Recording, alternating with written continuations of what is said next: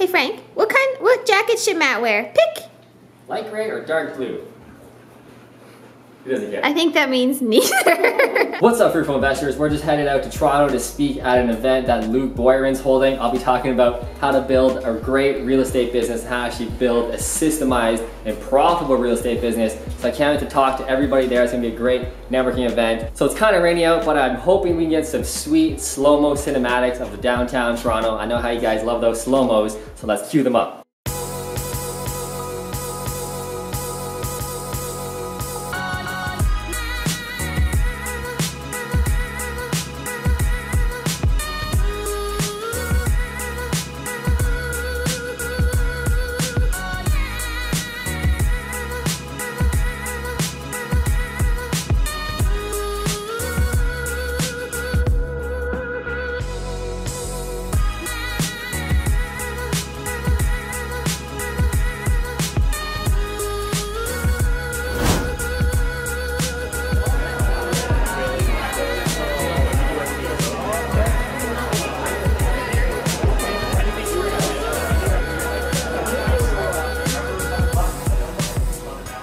So who here wants to build a great real estate business? Put your hand up. Now, everybody's hand should be up in this room. I see a couple. What's going on, man? There you go. So what separates a great real estate business for me, as opposed to just a regular business, is one that runs on autopilot. It has systems. It makes money in the background while you can do other things like traveling the world, which is what we love doing. Whether you're hanging out with your kids or doing other hobbies, a great real estate business is one that just makes money in the background. You can do several things. Maybe do a flipping business while you're doing a buy and hold business, while you're doing another business online. Maybe you have some online business people. So you want to do as many passive income streams as possible, and real estate is a really great way to do that. So I'll be teaching you how to kind of systemize your business and make a great real estate business. The problem is the majority of real estate investors, especially new real estate investors, focus on one thing. And they all say it's all about cash flow, which is true. Cash flow is very important. When we buy a property, we want it to cash flow on day one. This is absolutely true for me. Every property must cash flow. However, if your entire real estate investing strategy is just cash flow, I just want cash flow, I don't care where it is, I don't care if the property is in Barrie, Ontario, downtown Toronto, Kitchener-Waterloo, Edmonton, Alberta, or even in the States, going down to Arizona, Ohio, whatever, that's how you get into big trouble and people are just getting confused and they're not making a real system business. Because if you do those things and you're buying all over the province, all over the country, even out of country, you're gonna start looking like this guy. You're gonna have property managers in each city to deal with, different rent rules, different regulations. You're not gonna be able to actually move your business forward. You're gonna be too busy working in your business rather than on your business. So we wanna avoid kind of just going crazy about cash flow. And the problem is a lot of seminars or books or courses, all they tell you is to care about cash flow. That's it. Just find the best cash flowing property and that's all you want to care about. And that's not true. So we'll talk about other things you want to look at before buying a property because it's way more than cash flow. So what we really want to focus on is why we're investing in real estate in the first place. And I know you've heard this probably 1,000 times from every seminar you go to. It's probably starting to sound like some hippie bullshit, but it's really important to figure out why you're even investing in real estate and then align which type of property you want to buy to that ideal lifestyle that you want. So I'm going to do some one-on-one coaching. I want this to be interactive. Me standing up here just talking at you is kind of awkward. So the more you interact, the better it'll be. But let's go around the room and see who's brave enough to tell me why they're investing in real estate first. And I'll kind of challenge you maybe and see which strategy or which niche you want to go with and see if it aligns with what you're telling me. So who wants to tell me why they're investing in real estate? What's your goals? What does that mean exactly? It means freedom. I can choose where I want to live, what I want to do. Like you say, I can jet set. I can help people start charities, maybe. So it sounds like you want a pretty stress-free business. Is that fair to say? I do. Yeah. So what type of real estate are you planning on buying and focusing on to give you that lifestyle? Multifamily. Multifamily. Larger scale. Yeah. Larger scale. Okay. So is multifamily more of a passive type of investment to have, or does it require a lot of management, a lot of stress? Sometimes. What would you say? More. So multifamily tends to be more headaches, typically, not all the time, but you're dealing with a lower quality tenant most often, so you're going to have more headaches. They're not going to pay rent as much. So that's something to think about. So you kind of want the same thing I want exactly, almost the exact same lifestyle actually. So for me, I focus on single family because it's so easy and passive. The tenant quality is the highest tenant quality in long-term real estate, so that when I do go travel to Costa Rica or Hawaii or whatever, I don't have to worry about my tenants screwing me most of the time. Really great quality tenants. So you can see how important it is to focus on which type of real estate will give you the actual lifestyle. Does anybody else have a different kind of lifestyle they want to share, or a different ideal lifestyle? You can hire a property manager and still have money. It's true. But who manages the property manager? You. Exactly. Or you can get a manager to manage a property manager. Hopefully, yeah. Now you're really scaling the business, yeah. But there's always somebody signing the checks. When the property manager calls you and says, hey, the toilet flooded in unit B, what do you want me to do with it? You're still making the call. You're still dealing with the shit all the time, right? Literally, sometimes. So I kind of went into it a little bit, but this is the real me. The guy up here is just a real estate investor. I know how to make money in real estate in my sleep. I do it all the time. It's great. I love to make money. But this is the real me. So I love traveling the world to tropical places, eating rare fruits, which is why I'm called the fruitful investor. I'm obsessed with fruits and healthy living.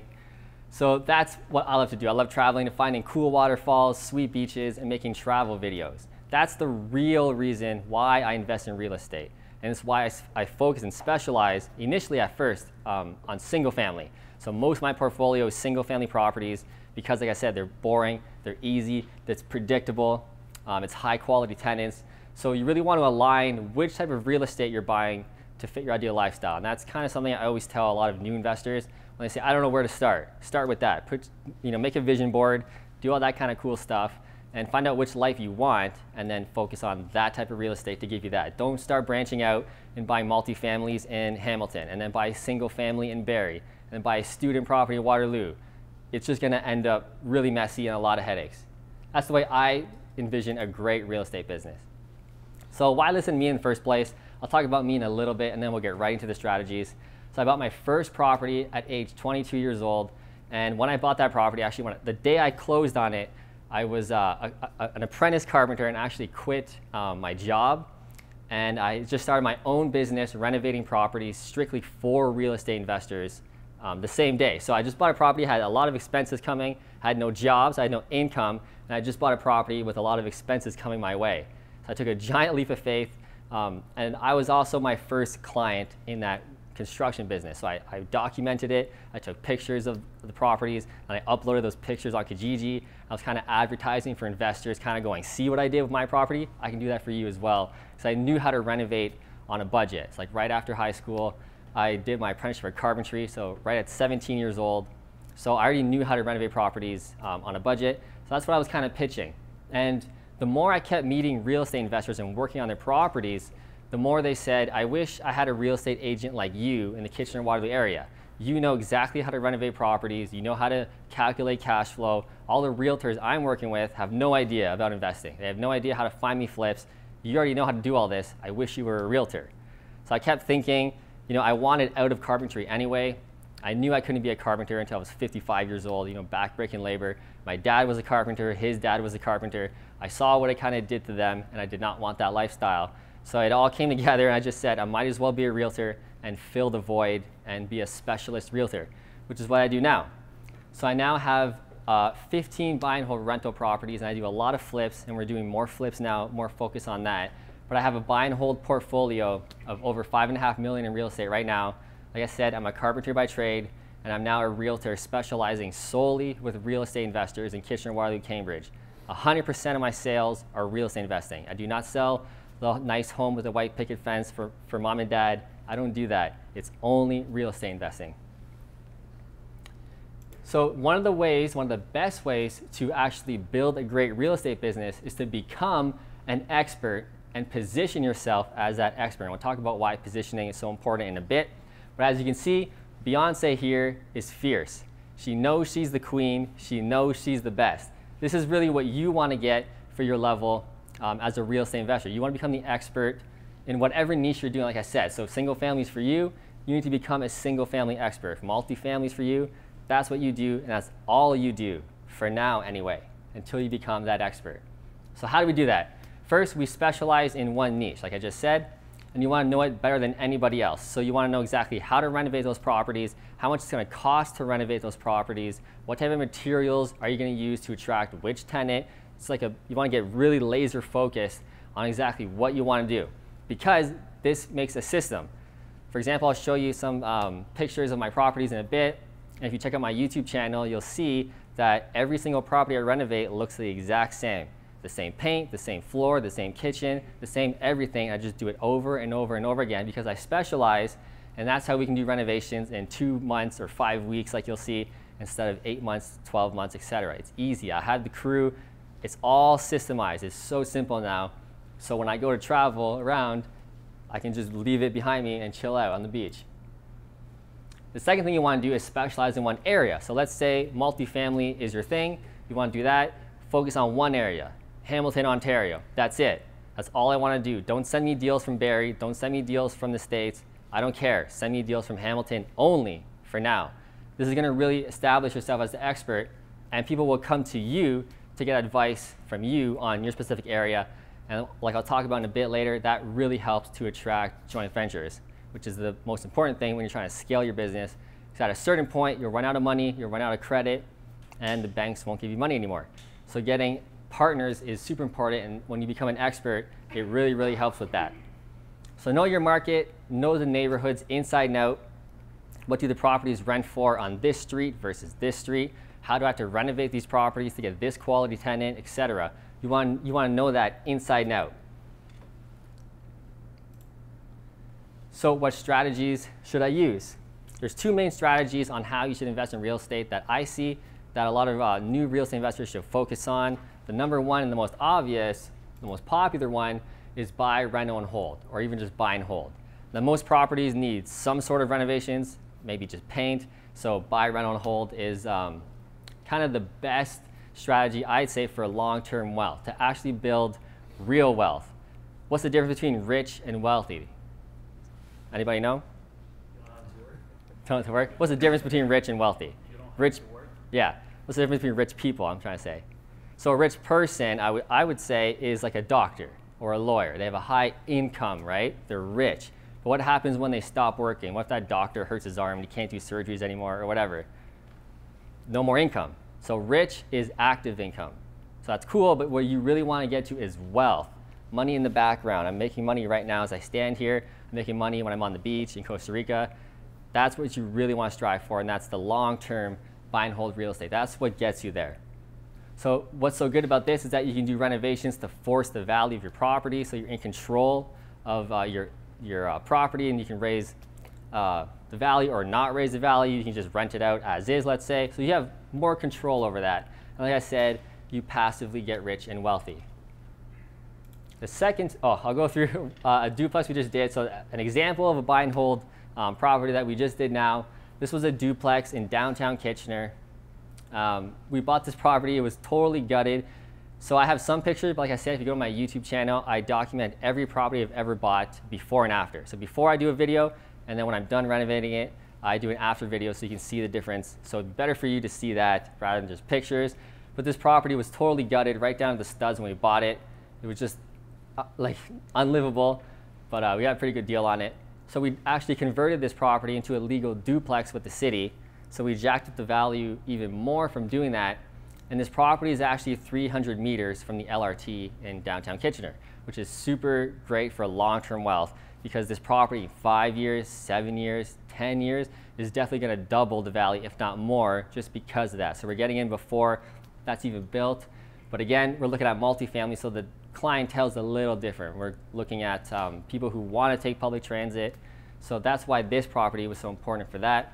So you can see we renovated everything quite extensively. And this is the color schemes that we pretty much use on every single property now, because everything's just system-based. So the kitchen on the one main unit, one of the bedrooms. The whole house looks like this, both units. So I'll go through the numbers real quick. So we bought this property at $328. Like I said, it was totally gutted right down to the studs. The land transfer tax of $3,400, lawyer fees $1,700. We spent $120 grand renovating this property, making it into a legal duplex. Holding cost was $6 grand. We held this property for 2 months. This whole renovation took 2 months. It was a pretty extensive renovation. So how my partners and I do most of these deals is that they buy the properties all cash, like Luke Spire did. That's the best way because there's no financing costs. It's just much easier. Of course, not everybody can do that, but it's definitely the ideal scenario when you're flipping or doing a massive renovation. So we had no financing costs. So my partner bought it all cash. So all in, when we bought it for $328, we're in for $459. It was just appraised about a week and a half ago for $575 with a total equity already of 115 grand in 2 months. So on the monthly expenses now, our mortgage payment is $1,761, property taxes every month $342, home insurance $120 a month, property manager $166. So we have a property manager, like you're saying. So we want to keep as passive as possible, but obviously we're still managing them. But every property we have has a property manager because it's just much easier that way. The maintenance fund on this property is $147 a month. So every property we have, we're taking 5% of the rent and putting it in a separate bank account, the property's bank account, every month for a rainy day. In case the taps break or the toilet breaks or whatever, we're saving up for that every month. So I don't have to go back to my partner every time something breaks and look like an idiot and ask him for more money. We're kind of building that in as a safety net every month, which is something that's very important for all investors. You should always do that on all your properties. Just keeps things really savvy. The utilities, the tenants pay their own hydro on each unit. So we pay water and gas only. That's $200 a month. So our total expenses are $27.87 a month. This rents out for $29.50 in total. So we're cash flowing $212 a month. But in reality, we're actually cash flowing $360 because, like I said, that maintenance fund, that's still real cash flow that we're actually making. So in total, it's $360 a month on a property that when we got refinanced, my partner got, I think, almost all of his money back. So we're in this property for almost zero down. We're cash flowing $360 a month. This property in 5 to 7 years is probably going to double in value. So this was a really great buy. They're not all like this. This is kind of a rare, sweet deal. But you can actually find these fairly easily in KW. How long did it take you to find a tenant? Like 2 weeks. It was super easy. I got multiple offers, applications on each unit. Yeah, it was crazy. Like, I never seen that before on these on our properties. But like I said, it was a cool area downtown, and it was really well renovated, geared towards millennials. So we actually have young couples living in there. So it was the perfect, ideal tenant we wanted. So it was super easy. They're not all like that, but most of them. So I'll go to the other side now. This is a single family deal that we did kind of recently. So we bought this property, just a typical home. It was outdated. We bought this one on MLS, you can see. So it was a typical deal. In single family properties like this, I'm going to show you, I can find in Kitchener almost any day of the week. Almost every day I can find deals exactly like this. They're very easy to find because Kitchener is really single family heavy. The suburbs are like everywhere. So there's a lot of these because some markets are different, right? Like Toronto is more multifamily, I would say. Even London, Ontario is way more multifamily. They have very little single family. So it's interesting how the different cities have different niches that you can focus on. So that also comes into play in figuring out which area you want to specialize in to fit your lifestyle, etc. Take that into account. So single family is really sweet in Kitchener. So we renovated, you can see we did everything. It's got a good quality tenant. I'll go over the numbers quickly on this one again. So we bought this one just under a year ago, actually, for $285. Land transfer tax, $27.50. Lawyer fees, renovations, $35 grand for this one. Nice and easy.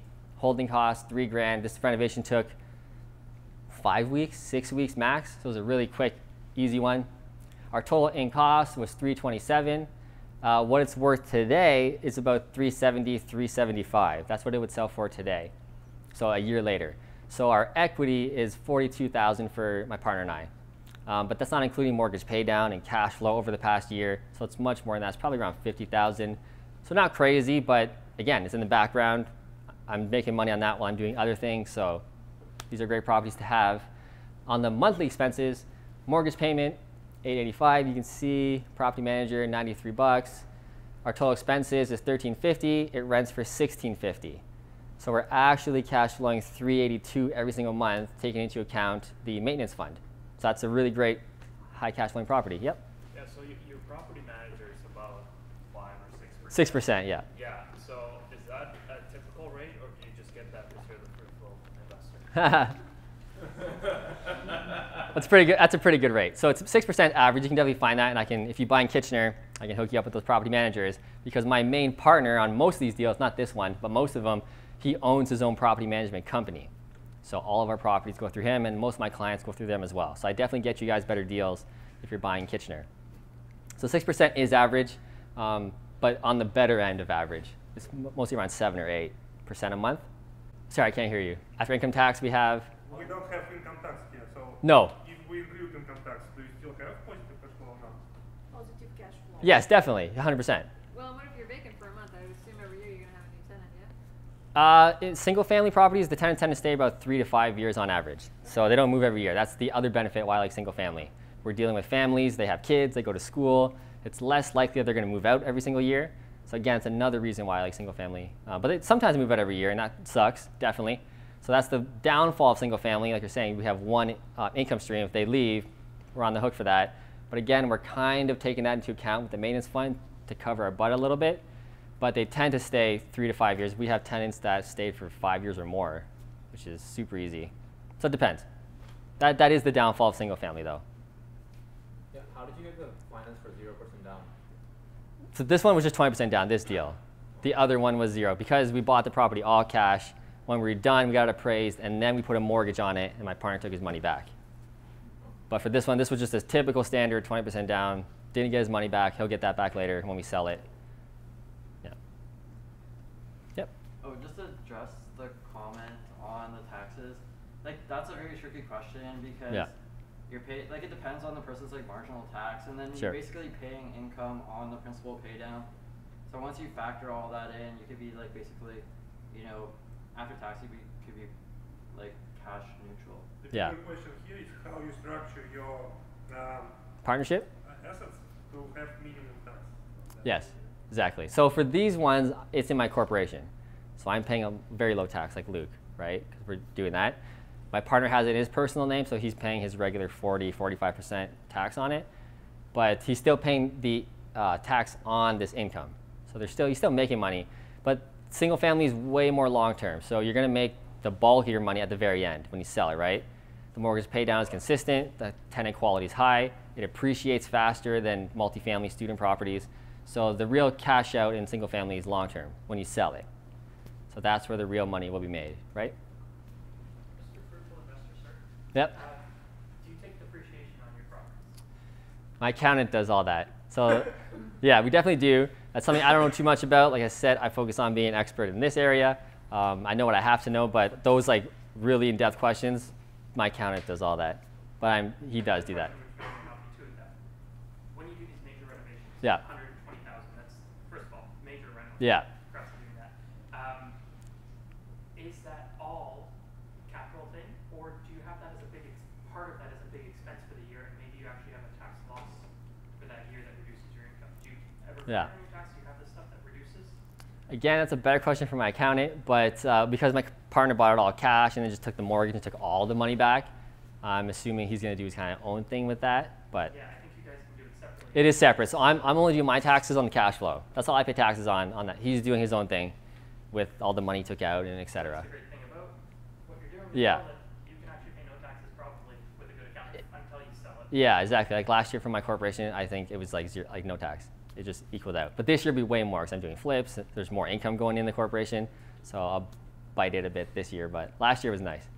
So Luke, I could probably answer your question really quickly. So all those big, because I'm an accountant, so all those big renovations, they basically get added to your cost base. For the property, you can expense it. There's like only certain expenses, like you actually are allowed to expense, and there has to be income on the property to deduct them against. Sure. Yeah, I mean, so that's kind of my question, because I do understand that you increase the adjusted cost base, but then at some point you can take it as an expense, and at what point do you say, oh, I replaced the roof, that's a repair, not a capital expenditure.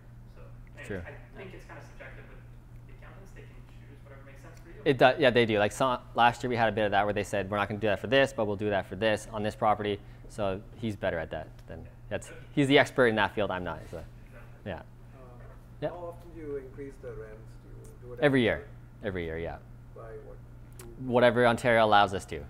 Yeah, you can't go past that limit, right? So I think this year is 1.8, I think it was. So that's it. So when you change the tenants, then does it go up? Then you can do whatever you want. Yeah, which is the nice part. Because if they're there for 3 or 5 years, their rent's totally outdated by that point, right? So when they leave, I can jack it up to market value. Yeah, but every year it's just that little crappy amount. They're 1-year leases, right? Your son. They're 1-year leases, and then they go month to month. Yeah, after that. Yep. So, say in day one you sold this deal, but you don't have all the money by yourself. You saw the potential. How do you get to this? If you have no properties, how do you get to more? You're saying? Assuming you don't have money to buy. Yes. Right? But then you see potential on this property. Yes. And how do you get to teach some people to get?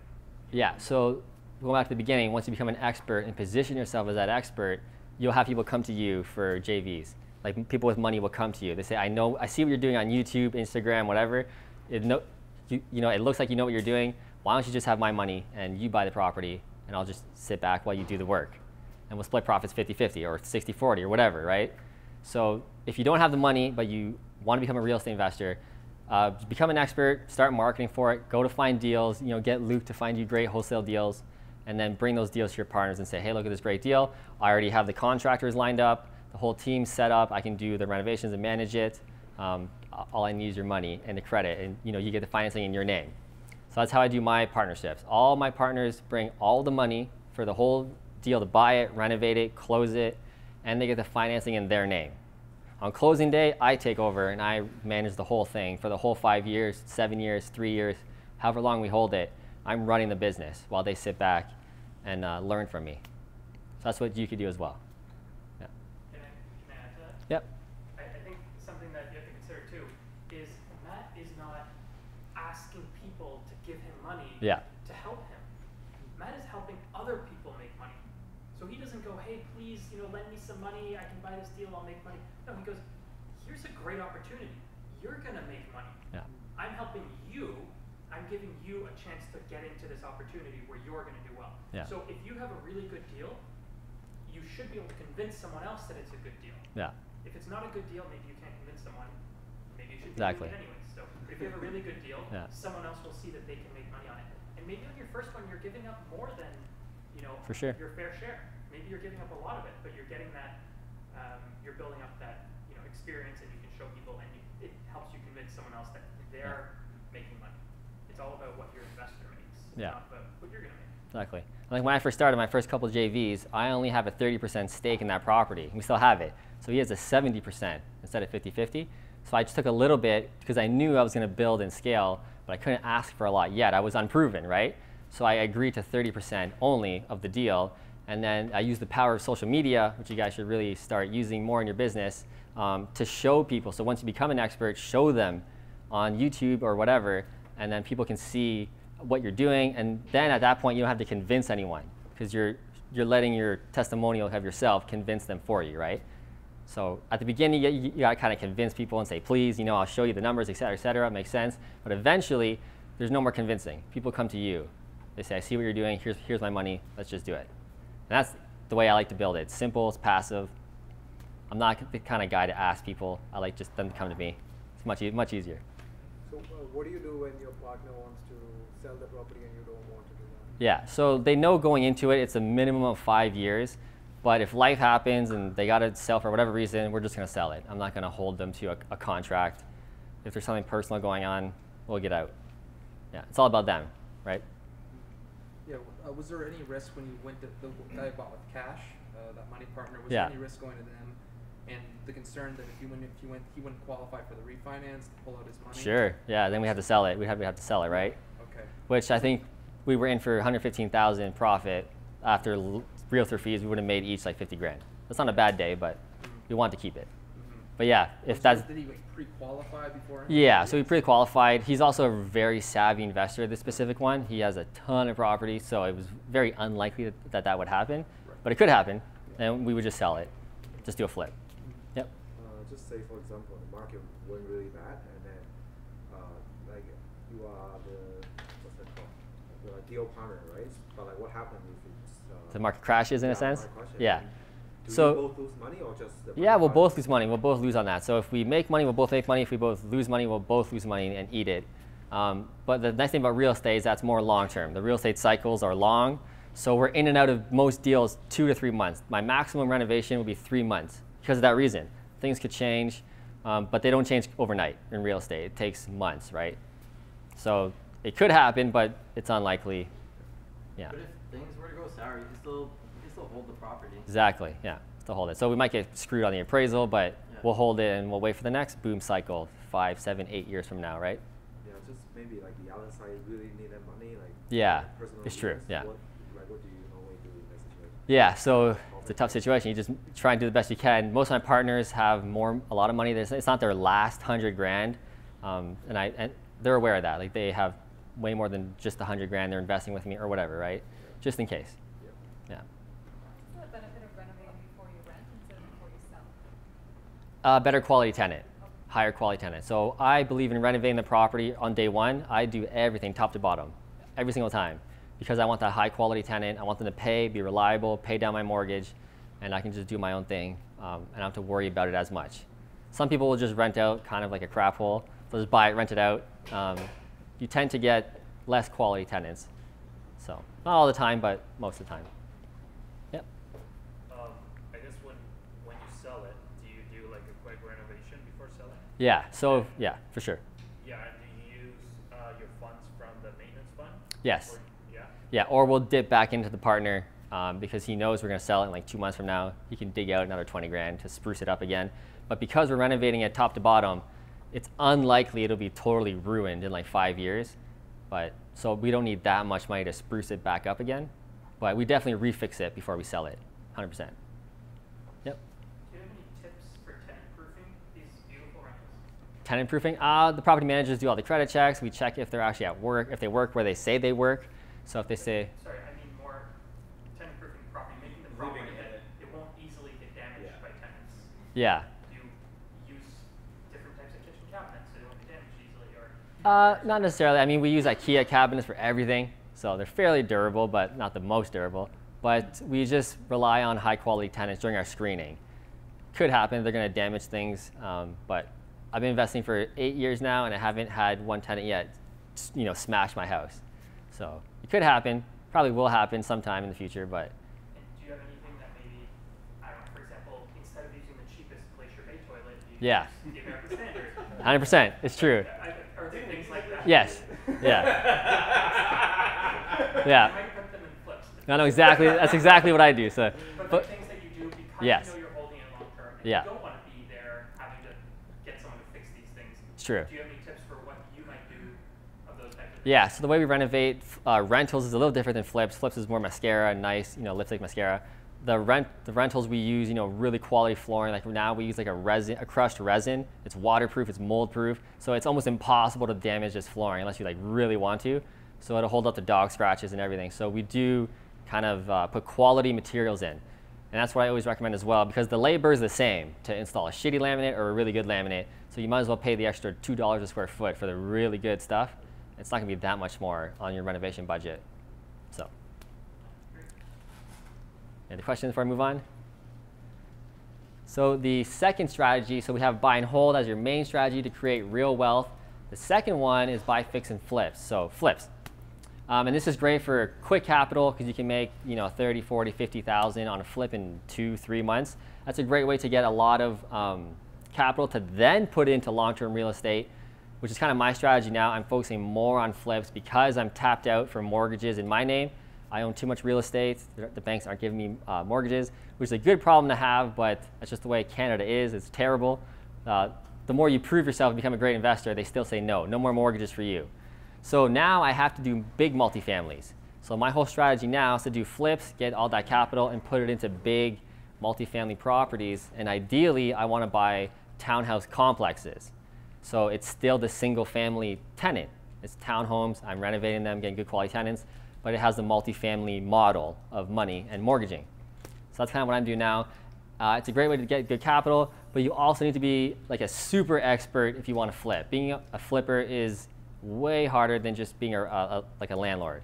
You have to truly be an expert, know the materials, know the difference between the Glacier Bay toilets and the American Standards. Like those are all the things that you really need to know everything before you can get into it, because you can get burned really easy and lose a lot of money as a flipper. Whereas if you're renting a property out, it's really hard to lose money, especially if you're holding it for 3-5 years. It's very hard to lose money unless you're doing something seriously wrong. Whereas with flipping, it's very easy. And like I said, you want to put your profits that you make from flipping, ideally, into long-term real estate, into a passive income stream. So I'll show you an example of a flip we actually just finished. We just sold it like a week ago. So this was like an outdated home again. This guy we found from Flyering, so a private seller, which is how I find all my flips. So it's very rare to find a flip on MLS. It's actually almost impossible nowadays. So you really want to be looking at private sellers. Again, Luke's an expert at finding private sellers and good wholesale deals. So that's the only way I would say to do a flip. It must be off market. So we found him, again, typical story. He just didn't want to work with a realtor at all. I don't know why, because I am a realtor and he knew that, and I made no sense. But he's just like, I don't want to work with realtors. I hate realtors. I just want to do this right now quick. So we just bought the house for him quick and closed in like a month or so after we bought it. So we bought this on June 21st. We took 5 weeks to renovate this whole house. Again, we got the system laid down. We built this whole detached garage you see here. So we built all of that and completely renovated the entire inside in 5 weeks. So you definitely want to check out this video on YouTube because I'm really proud of this renovation. Turned out really good, and you can see it better than just the pictures. So you can see we renovated floors, kitchen. We took out these 2 walls, opened up the room, quartz countertops, high quality stainless steel, appliances. There's a pool actually in the background, which is sweet for this house. So we just kind of redid all of the stucco here really quick. So we'll go through the numbers on this one. So we bought this property for $420 off market, land transfer tax, lawyer fees, and then renovations. We spent 85 grand on doing the new garage and the complete inside of the house. So that's a really tight budget, but again, I have the whole team of contractors. My contractors pretty well work for me now. I'm giving them so much business just with my properties, and then when my clients do, when they buy properties, I actually manage their renovations as a separate service I give them, so they're getting my contractors as well. So it's a nice way to keep them working for me, so I get great prices because I'm keeping them busy all year. So it keeps the rental costs way down. Holding costs for $6,000 because again, my partners mostly buy flips, especially all cash, no mortgage. Realtor fees when we sold it, 13 grand. Total in for this property, 531 grand. We just sold it, like I said last week, firm for 590, closing August 30th. So from June 21st to August 30th, close. It's like 2 months. Profit, 58,000, 29,000 each. That's a great profit, I think, for a nice quick flip. And our next flip is going to be just like this, actually, and we're closing September 7th. And the numbers should be fairly similar. So they're definitely out there, but focus on working with expert realtors that specialize with investors or wholesalers, and they'll find you these kind of deals all the time. So if you want to become a real estate investor, like you're saying, but you don't know how to start or you're too afraid to start, a lot of people say, I don't have the time to become an expert. How can I start this? It sounds overwhelming. Everything you're telling me sounds way too hard. I don't have the time. I've got kids. I work all day, 9 to 5. I got to get home, take them to lacrosse or hockey, come home, make dinner. It's like 10 p.m. How can I be a real estate investor? I have no time. I don't know where to start. I have the money, but I'm afraid of failure, which is another thing. A lot of people have the money. They just don't know where to start, where to buy, how to buy, but they want to get into real estate. So what I recommend for you guys, if there's anybody here that's like that, is to partner with an expert. So if you want to get in your first deal and you're learning how to get into real estate, and again, you're just kind of frazzled, you don't know where to start, you're kind of doing you're just getting overwhelmed with everything, partner with an expert who already has the system in place and knows how to buy in their market area and just learn from them. So I'm a big believer in apprenticeship style training. Like I said, I was a carpenter, I did my apprenticeship, and I really value that one-on-one mentorship a lot. So I really believe in that style of teaching. So if you really want to get into real estate, find somebody in your area, your target area, and just partner with them, give them the money, and get the financing in your name maybe, however you want to structure that partnership, and then just steal everything from them. So I'll give you my tips here. The benefits of partnering is that, like I said, they have the systems. They also do all the work while they teach you everything. So they can teach you why they're using this flooring, why we're using these colors, why we're advertising the way we do on Kijiji to attract this type of tenant. They can teach you all of that and just fast track all of your education, which is way faster than searching online, reading Bigger Pockets blogs, researching YouTube for hours every night. Just partner with an expert. They're going to give you everything on day one. Here's the system. It's all yours now. Here's my lawyer. Here's my mortgage broker. all there. That's like 10 years of messing around on YouTube, trying to find somebody, right? Just partner with them. So I hustled, man. I was obsessed. That's all I did. But I didn't have a family. I was like 22 years old. I just hustled for like 3 or 4 years and learned everything. But I also had a leg up. Like I said, I was a carpenter. I was renovating homes. I already knew how to do this. I already knew how to renovate on a budget, because when I was doing my apprenticeship, I was actually doing only Ontario housing renovations. So it was very low income housing. So I already knew how to renovate like super cheap materials and make it look really well. So I kind of had a leg up that way. But if you want to hustle, it's going to take like 5 years to learn everything. Or you just partner with an expert and they just go, here you go, man, that's everything. Day one, you got everything. And then you just learn from them. And the best part, you just steal and copy their strategies. So that's what I do actually for my partners. I just teach them everything. So like I said, you meet their team members, build relationships, and get ready, and just continue on. So do your first deal, maybe 2 deals with this partner, learn from them, and then go on your own. You got the systems now, you know how to do it, you got the contacts. Now you can go on your own and do your own deals and get your own partners, right? So it's much quicker, much easier. Like I said, this is exactly what I do in Kitchener-Waterloo. So I have a real estate investing apprenticeship program, because I really believe in that style training. You can find out more information about that by going to kwpropertypro.com. There's a tab on the right side of the website. You can find out, take you to a different landing page. You'll find out my whole strategy, how I do it. You'll actually be able to download like a property report and see every single property I've ever done with all my partners up to date, see how much we made, like the property or the numbers I showed you. I have that for every property I've ever done, and it pretty much has my net worth on it as well. So I'm totally transparent. I believe in transparency. So I give you everything to find out about how to do my apprenticeship program.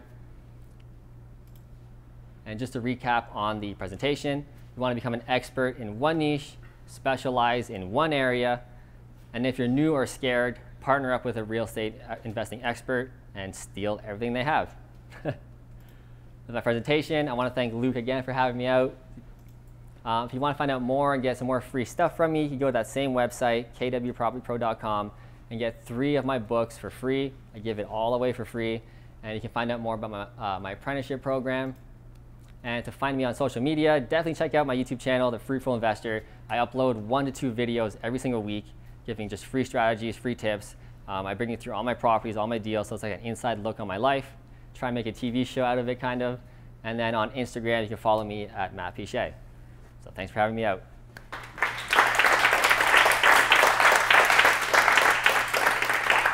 Any questions or? How exactly do you own part of the property? If property is like mortgage is on another person, Yeah. and lender always says who is like on the mortgage. Good question. Must be on title. Yeah, so I'm an off-title partner. So we have a joint venture agreement off-title. Do you register it on title? So if there's a partner that I don't know very well, we'll register it. I haven't done that yet because my partnerships are really built on trust. I want to work with people and just make a good relationship, so haven't done that yet. But if they ever went sideways and they tried to sell under me or whatever, that agreement is still legally binding. So there's not really a real reason to do it, but you can definitely do it for sure. Any questions? Why is your Instagram not The Fruitful Investor? I know, it's too late. I should. I think it was actually taken or something. There was a reason why I couldn't do it, but maybe I'll change it if I can. All right, well, forgive me. I want to say thank you very much. Yeah, thanks. Gift here for you. If I can get it. Oh, no way. Hiding under the table. So thank Cool, you very man. much for coming. Awesome, thanks. I'm gonna open an hour, wait. I'm gonna open an hour, wait. Okay, cool. It's chocolate. Oh, nice. We're in a surprise. Awesome. Thank you very much for coming. Yeah. Any other questions for Matt? Cool. What is your agreement? You're saying you're off title. Is it a joint venture agreement? It's a joint venture agreement, yeah. Okay. Yeah, it's just off title. And we do our own separate taxes. So again, if this partner sells under me, he was doing his taxes at 50%. So if we have to go to court for whatever reason, I would just say, why did you only register only 50% of the income if you're not my partner? Right? So there's the legally binding again.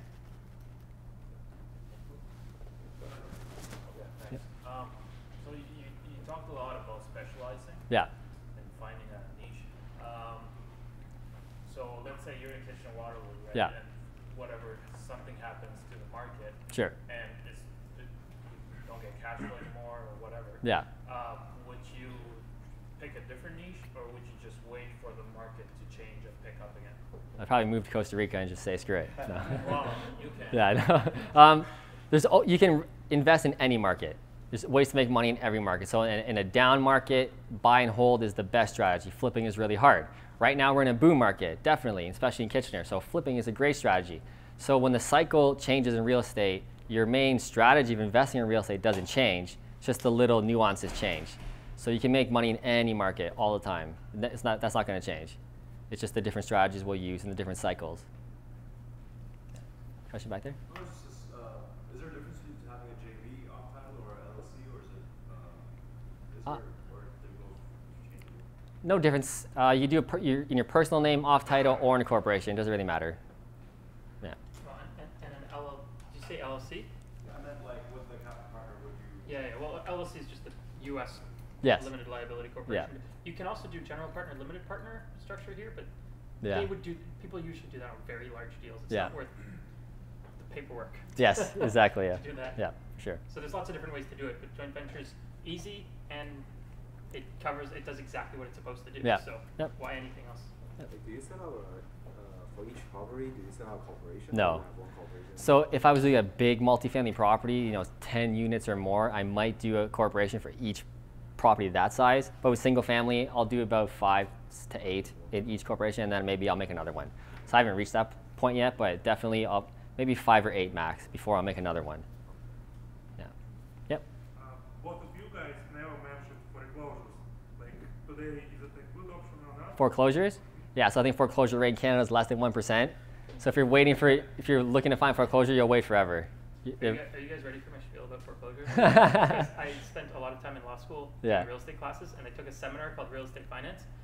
So I enjoy talking about this because it's the only chance I get. So we don't have foreclosures in Canada. Yeah. We can have foreclosures in Canada, but 90% of defaults end up going under power of sale. Yeah.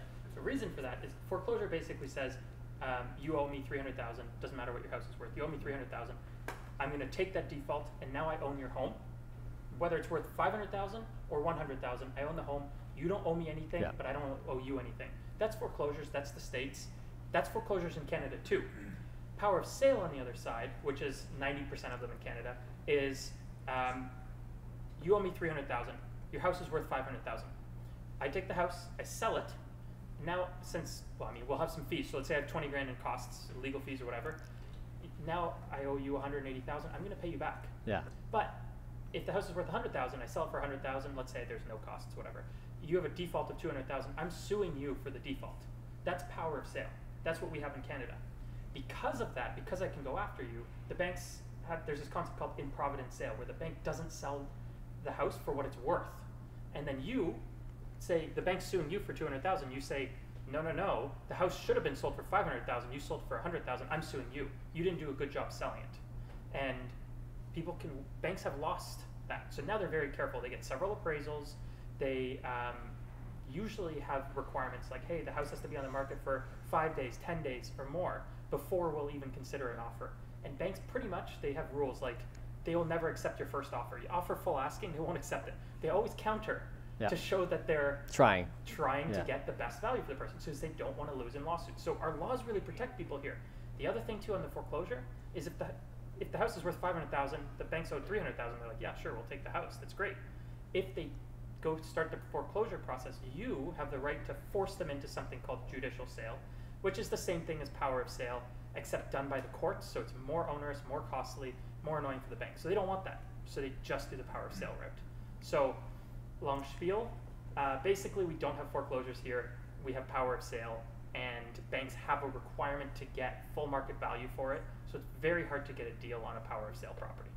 That's my spiel. I bought one and flipped it and made money on it. Yeah. But I didn't buy it because it was a power of sale. I just bought it because it's a good deal. It worked out. Yeah.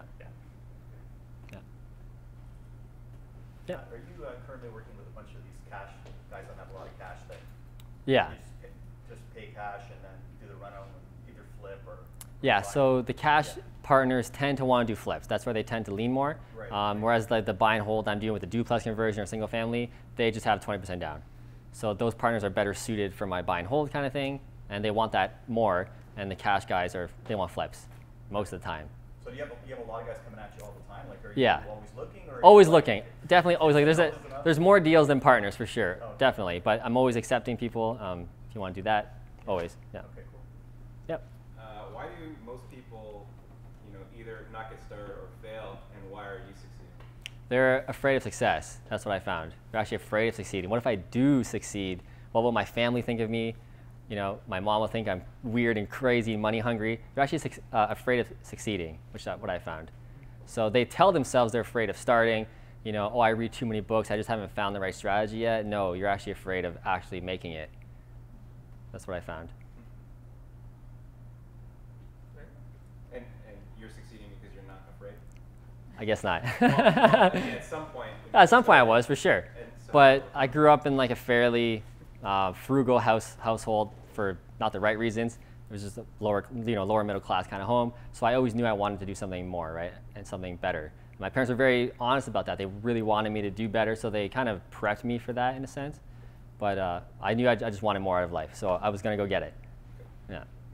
So basically, in other words, your desire overcame. Yes. I'm also the type of person that's really obsessed with winning and the things that I like to do, things that I'm passionate about, I like to do well at. So real estate was just another thing I wanted to do really well at because it serves my purpose of traveling the world, living in Costa Rica. That's like the why, man. So it really drives me to make it. That's what I want, right? I find a lot of people who are successful in real estate are obsessed by it, and that's what I found. Like I think get obsessed about real estate, and that's why I started this meetup because I love talking about real estate all day. Where's your favorite? All day. Pretty much, Alex. Come on. Yeah. We had an hour-long conversation today, and with this meetup, in addition to whatever else we were doing today. Yes. Yeah, like and the more stuff we didn't get to. Yeah, the more people I meet, and most people come to these types of meetings, I think we're all wired very similar. I think a lot of people here are really obsessed with winning and doing well, as opposed to everybody out there. There's a big difference between the people in this room versus the average Joe. And that's what I found the more and more I meet people. I think a lot of us are built to be entrepreneurs. I think it's very hard to learn how to be an entrepreneur. I think you really have to be built for it. And the more investors I meet, the more I realize it's really like a DNA thing. What's your favorite place you travel to? Probably Costa Rica and Hawaii for sure. But we're doing more trips, so that might change. But I'm a tropical guy. I really love the tropics, warm beaches, eating fruit. That's my thing, man. Was that a jackfruit that you had? Yes, it was. We scoured Hawaii for that jackfruit. Yeah. Can I ask you to go back to some of your numbers? Yeah, sure. On one of the long-term holds.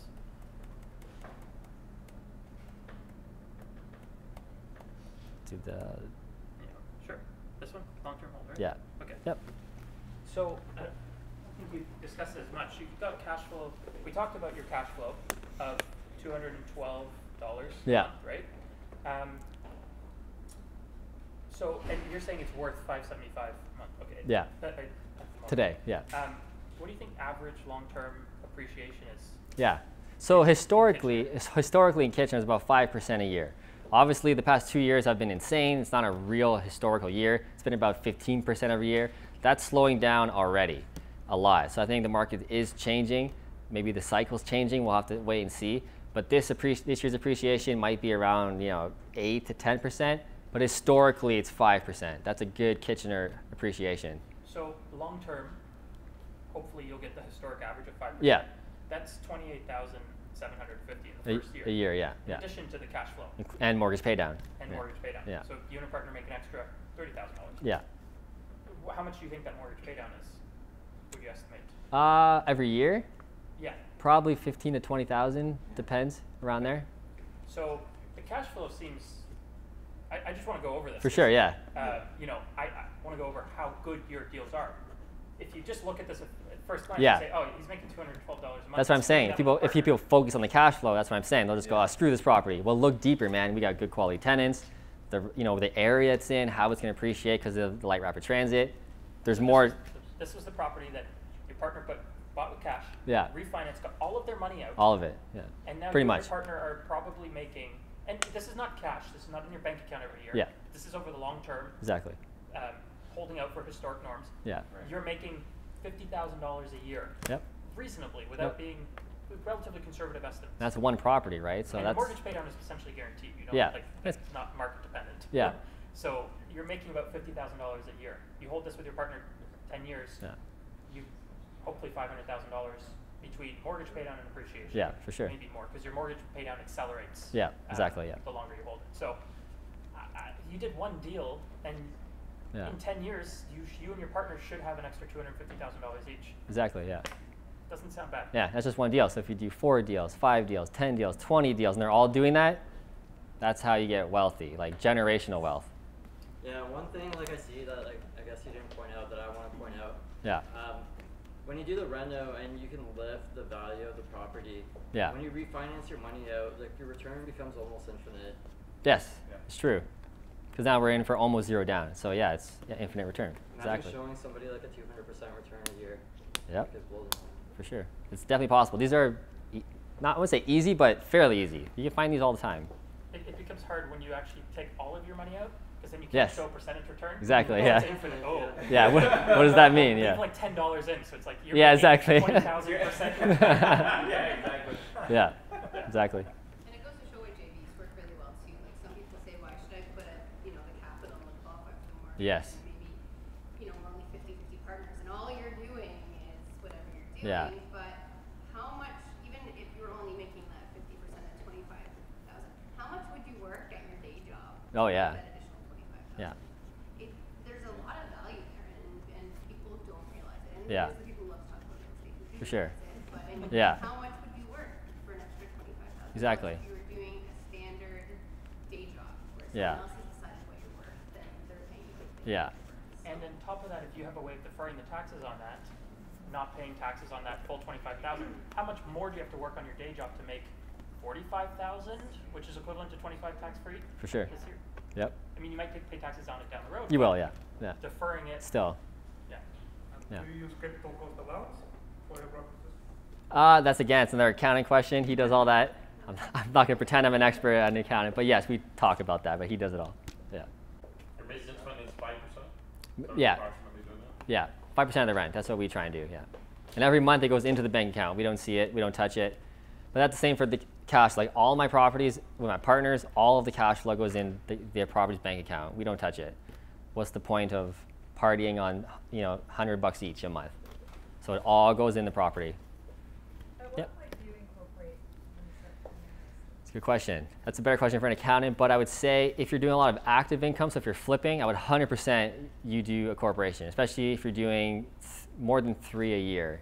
If you're doing less than 3 a year, it might be better to stay in your personal name, but if you're doing a lot of active income, you want to get that tax rate down to 13% for sure. Because if you're doing flipping in your personal name, you're paying 45% tax. That's nasty, right? Yep. I don't know if we can really answer this question, but where, if at all, is the ceiling as far as buying, single-family homes and then getting the cash flow? Where do you stop? Like, because obviously you said, be an expert in one market. Yeah. Okay, but when is there a ceiling and when do you stop doing that? Okay. So it depends on every person. For me, my personal strategy is buy with partners. And then, when I want to retire at like age 35 or whatever, when I'm old, no, I'm kidding. I take all the money I made when I sold them all off and I pay off my single family's cash. That's what I want to do. So maybe I'll only have like 10 properties at that point, but paid off. Yeah. And the rent then will be, $2,000 a month at that point. And I'll net $1,700 a month on each property. Then I'm done. So in other words, is it because that's the point at which you choose to retire, or is that where the ceiling is? Everybody has their own ceiling, okay. Right? So like if I get real personal, like what I want is $20,000 to $30,000 a month net. Okay. When I reach that, that's probably it. I say that, but it's because he's afraid of making more than that. Yeah, I'm terrified. That's all I need, man. No. I mean, they keep hearing all the time, there's only so many mojitos you can drink. Yes. I'm willing to challenge that. Yeah. Yeah, for sure. Yeah, make me bored of mojitos. Try it. Yeah. And how many properties does that mean for you? Like, are you cut off? That's more, because self-employed, it's tough to get more than 5 if you're done. So that's where the partners come in, right? You have to go to B-lenders. Yeah, that's why the partners come in. When you get tapped out, it's usually between 3 to 4 properties when the banks say, that's it, man, no more for you. So, yeah, so you need partners. So for me, I want to get around 30 to 35 properties probably. And at that point, when I sell off, the worst 25 or whatever with my partners, I can just take all that money and just pay it off all my properties that I have in my personal name that are mine, right, 100%, and then that's it. They're all net. Yeah. Just wondering why pay off all your property. I mean, the more equity you have, True. the less your return. Wouldn't Yeah. it just be easier to give it to somebody to manage like everything? And then Could be. Yeah, could be. So it depends on what you want for your goals. So, yeah, if you want to keep going, I just want like no headaches. So instead of owning 40 properties, at that time it's going to be mayhem, right? Just answering all emails and stuff. If I only have 10 properties, but they're all paid off, life's easy. Now I can do my own new business, which is probably just be like a hippie in Costa Rica or something. Yeah. And I think there's a certain aspect. Yes. Keep putting it out there to the universe. Have a goal to focus yeah. on, right? Yeah. Who were your first few partners that you went in on? Was it family or outsiders? No, so I started right away with strangers. So a lot of my family didn't have the money, or they were uneasy about real estate. Eventually I did get my parents to come in with me on one property, but that was years into it. But all of my JVs are strangers in a sense. But it's a lot of them tapping into the HELOCs? yeah, so they're in the HELOCs, or they just have the cash. They have the 20% down, they saved it up, but most of the time it's coming from their home equity. Yeah. Any questions? When you're talking about billing costs, are you also talking about servicing the interest on the HELOCs? Things like Yes, so that'll be included if it's on a HELOC for sure, yeah. Yeah, that'll be included. And if someone still has sort of, some of that capital in the game from their HELOC, do you ever do an agreement where maybe you service that interest first before you calculate your cash flow as one of your expenses? Yeah, so if they pay for my HELOC, we're going to pay that off first every month for sure. That's part of the expenses. Sure. Yeah. Yep. You say you have a really good property, you know the numbers work, but you're a novice, you haven't actually had a rental property before, you're going to a money partner, yeah. experienced one. Do they like you, but do they trust you, or do they trust you at that exactly. experience? What's the main incentive there? Because even if the numbers make sense, they might have that insecurity there. Is there a hope that you would Yeah, so I really believe in online marketing. Like I'm obsessed with online marketing and social media. So that kind of helps people give you the money in a sense, because they see you doing it. They see you doing tips every week or whatever. So they know you're an expert. So that's why I wanted to drive that home. If you're an expert, asking for money is so much easier. That people will come to you and give you the money. But like I said, in my first couple partnerships, on one of them, I did a 30% only, and he has 70. So, and then when I did that renovation, I documented it online again, before and after. And then the next partner, I said, no, 50%, that's it. I know what I'm doing. You can see it, 50% or nothing. And like you said, it's hard to convince people at the beginning. It definitely is to say, well, because they're going to say, well, you're doing nothing. I'm putting all the money in and getting the financing. You're crazy. I definitely had that at the beginning. Now it's like non-existent. And I'm not saying that to brag. I'm just saying the importance of social media and marketing. When you get to a certain point, people don't ask questions. They just go, I got a deal. Here's the numbers. I know what I'm doing. They just say, yeah, man, here's the money. Just do it. Are you dealing with all the contractors and all that during the Yeah, so I do all of that. Yeah, while teaching my partners how to do it. You could probably pick and choose who you want to work with now that you're at that point. Yes. You don't need to take. Yes, which is why if somebody comes in with their last 100 grand and they're very scared, don't lose my money, I'm not going to go with you. I'll go with somebody who has 500 on their home equity or whatever, right? They're not going to cry, like be devastated if they lose. Yeah, I don't want that either. So yeah, definitely. But at the beginning, you got to sacrifice and do those things. What's the beginning when you did that 30%? How long ago was that? I think I was like 24 years old, so it was like 6 years ago, 5 years ago. Losing the math, yeah, 5 years ago, around that time. That's right when I started. I only had 2 properties at that point, and then. How many have you done? Now I have 15 in total. But total deals with the flips, it's probably up to like 17 deals now in total. Yeah, but we have 15 buy and holds at this point. Yeah. So the more you get, the snowball gets bigger and faster, right? The first 2, 3 are super hard. Before you know it, you're at 5, 7, 10. You're like, what the hell happened? And you just it's great. Hey guys, I just finished editing this crazy long 1-hour presentation. I hope you enjoyed it. I hope you learned something. If you did, please click like right below. It goes a long way to helping these videos get more views so I can help more people. As usual, click the link below to get access to my 12 free video e-course. And to find out more about how you can partner up with me, click right about here to find out about my real estate investing apprenticeship program. I'll see you in the next video.